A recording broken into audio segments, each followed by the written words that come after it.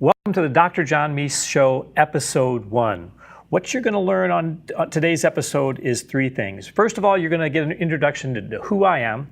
Second, you're going to understand why you might want to listen to me. And third, you're going to understand how it impacts your practice. Now, you've got to be wondering, why am I sharing all this? Well, the fact is I've been in 300 practices in the United States and Canada.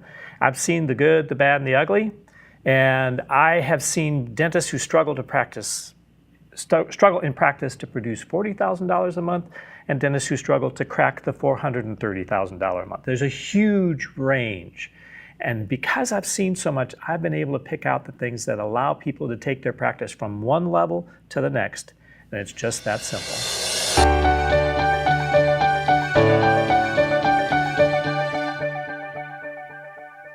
So I want to tell you a little bit about where I started. My dental story starts in 1903. And if you look at this picture, you can see a dental office on the back side of a house. There's actually a little sign that if you look closely, you can see that says office. This is my great-grandfather's dental office. It was attached to the back of his home in Dyersville, Iowa. And in the front yard, you can see a man sitting with a baby on his lap. The man is my great-grandfather, who was a dentist. The baby on his lap was my grandfather. So my grandfather was also a dentist. So this is my great-grandfather. This is my grandfather. He and his brother became dentists. And this is my dad. He and his brother became dentists. So I'm a fourth-generation dentist, and it kind of is in my blood. I graduated from dental school in 1986 from the University of Iowa, go Hawks, and started practicing in a very small town in Iowa. Now, if you remember the mid-'80s, that was when the farm depression was going on. That was when the family farms started going away. The family farms were starting to fail. They were going bankrupt. Grain prices were greatly, greatly depressed. And really in this little town that totally relied on agriculture for its economy, everything was dead. It was a very, very, very hard start. So I came into a practice that had been dead for 3 years. The previous dentist just had walked away because business was so tough.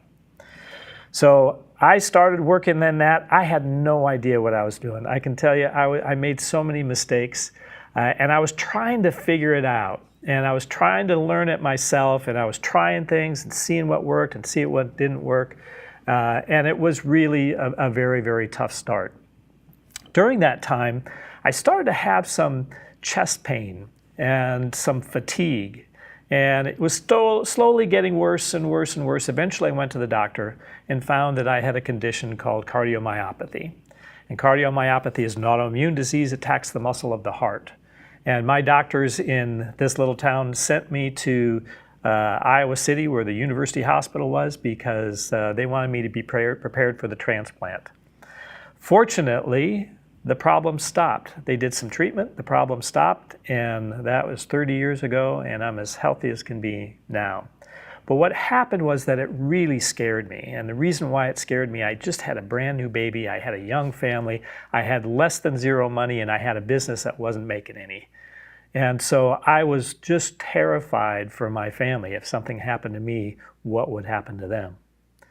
So I became a very good student, and I started to take all the clinical courses I could. And I took great courses from the Dawson Academy, I took great courses from Frank Spears, Ross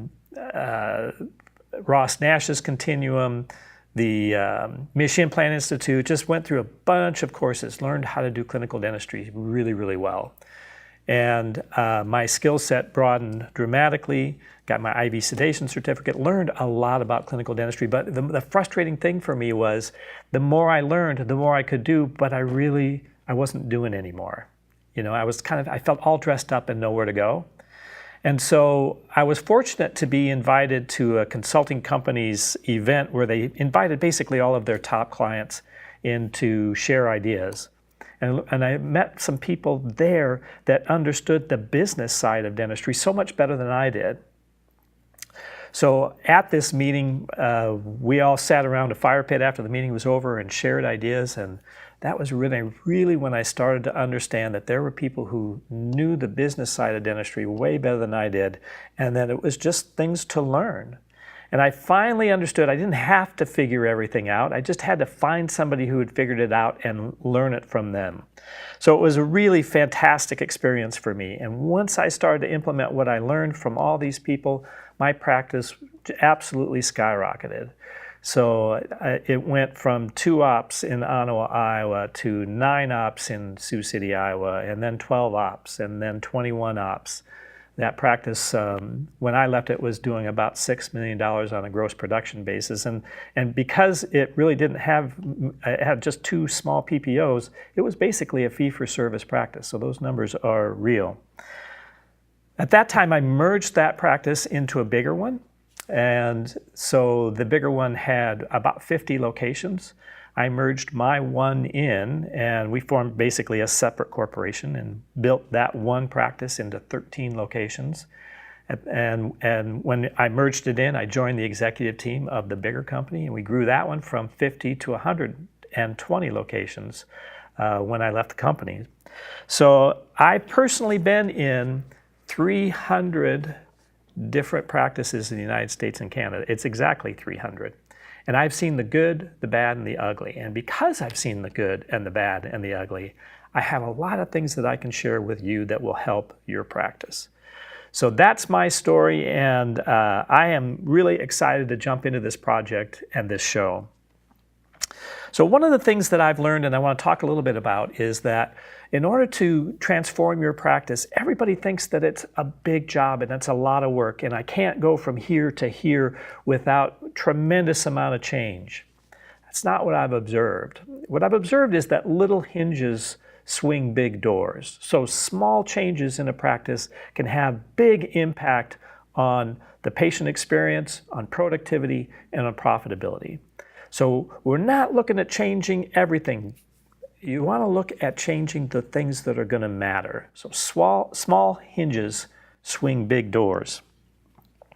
So the trick is finding the right knob to turn in order to get that big effect from the little hinges. So the trick is figuring out what the right thing is. And that's one of the things that this show is going to bring you, is it's going to give you insight into what to look for so that you know what is the 1 or 2 or 3 things that we need to do in order to make your practice explode.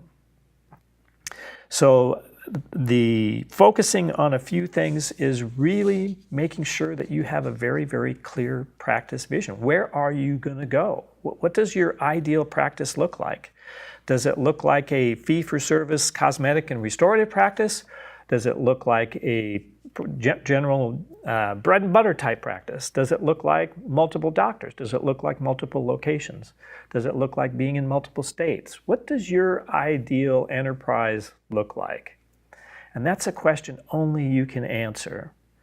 And so once you have that answer, you will find that the things that we discuss on this show are going to help you work towards that vision.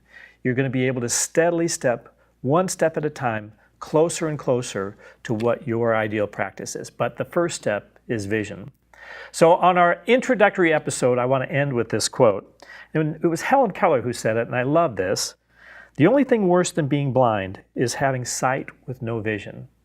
So I want to challenge you all to make sure that you clearly understand what is the ideal practice for you.